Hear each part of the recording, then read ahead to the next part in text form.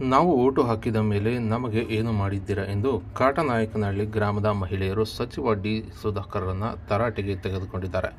ಇನ್ನು ಕಟ್ಟೆಯ ಮೇಲೆ ಕುಳಿತ ಮಹಿಳೆಯರು ಸಚಿವರನ್ನು ತರಾಟೆಗೆ ತೆಗೆದುಕೊಂಡಿದ್ದು ವಿಡಿಯೋ ಇದೀಗ ವೈರಲ್ ಆಗಿದೆ.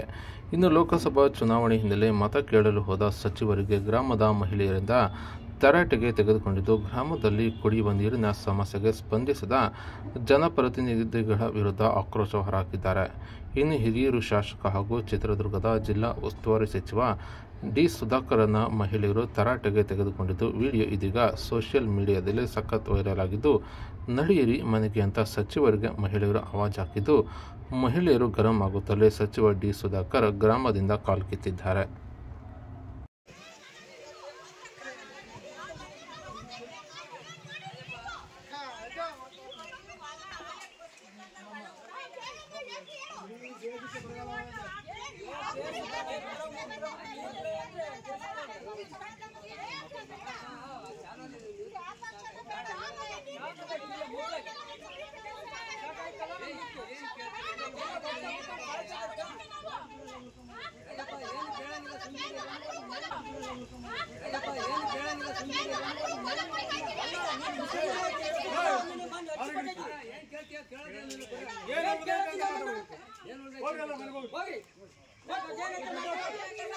ನಡಿ ಮನೆ ನಡಿ.